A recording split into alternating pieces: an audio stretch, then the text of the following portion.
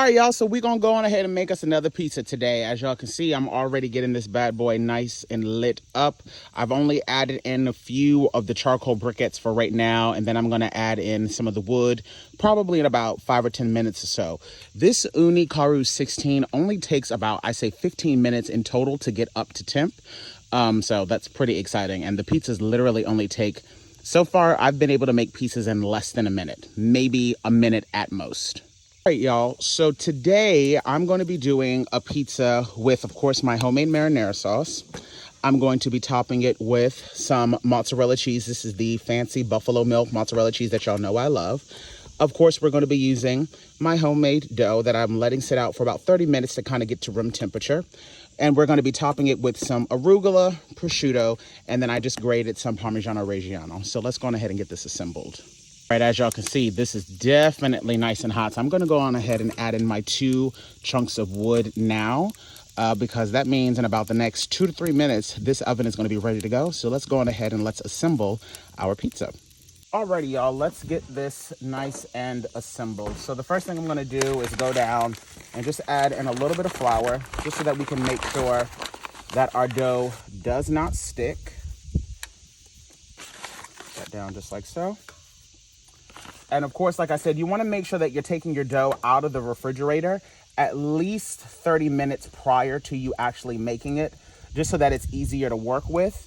And I'm actually really excited about using this particular dough because this dough has been sitting for 48 hours. So I'll be interested to see what the flavors are like in this. I can already tell that there's definitely a lot more yeast action going on in this. So that's actually pretty exciting.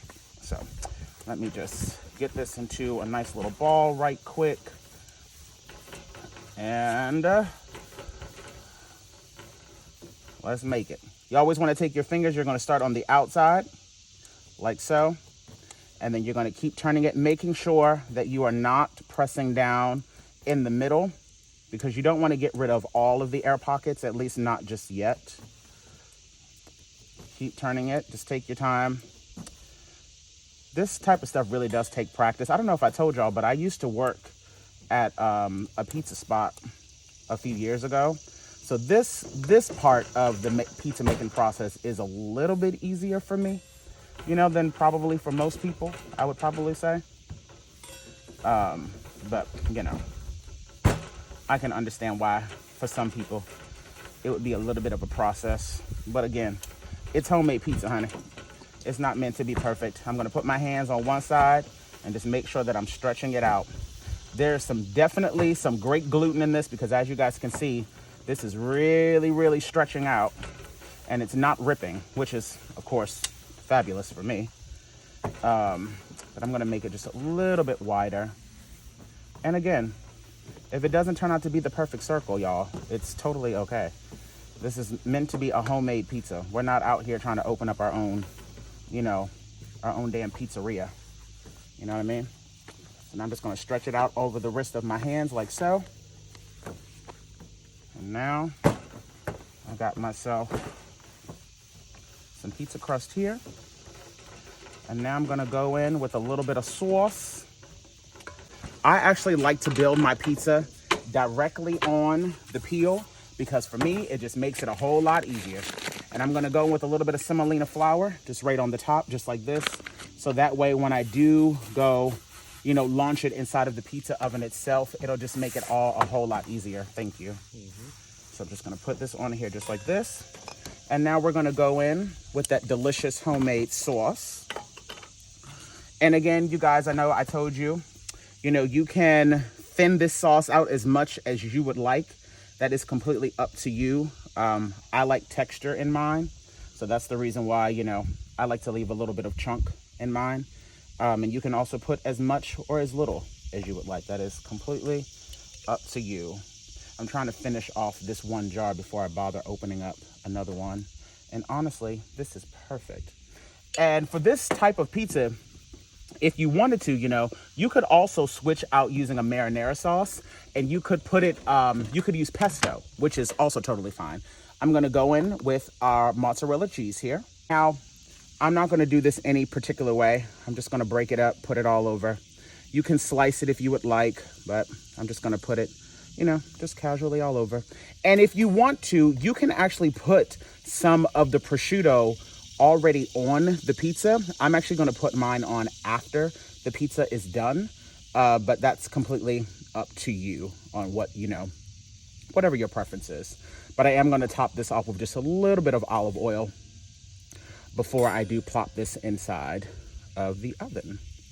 This mozzarella cheese is absolutely delightful. Boom, boom, boom. Now just go right across the top. Just a little bit of EVOO. Just like so. And now let's launch this bad boy in the oven. All right, let's launch her in there. The temperature is reading just where I want it to be. Straight in. Don't be hesitant. Close it up. Make sure that you already have your turning peel ready to go, because this is going to be the key to make sure that you are not burning your pizza. You want to make sure that you're keeping an eye and consistently turning your pizza every, 5 to 10 seconds. If you need to do it more, you need to do it less. You know how to go from there. It is starting to look beautiful already, which is perfect. See how we're getting that beautiful brown color without it burning? That's what you want. See that? That's what you guys want. We're about to get ready to take this bad boy out. An even coating on that crust there. Righty, now that our pizza is all done, I'm gonna go in with a little bit of that freshly grated Parmigiano Reggiano just right over on the top, just like so. And now I'm gonna go in also with a little bit of that arugula, and we're just gonna put that right in the center, just like that. And then I'm going to top it off with a few pieces of prosciutto. And like I said, if you wanted to, you could have absolutely put this in prior, so that you could have cooked it off.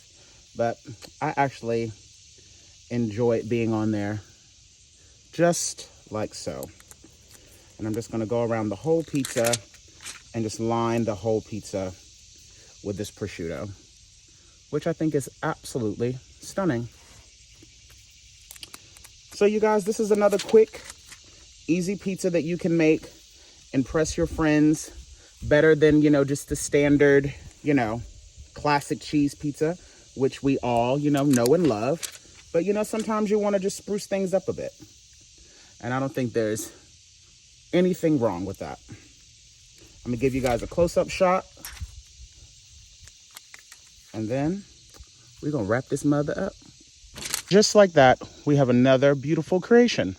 So I hope you guys try out this recipe, try out different variations, try out different things. Sometimes it's better to just switch it up. You know what I mean?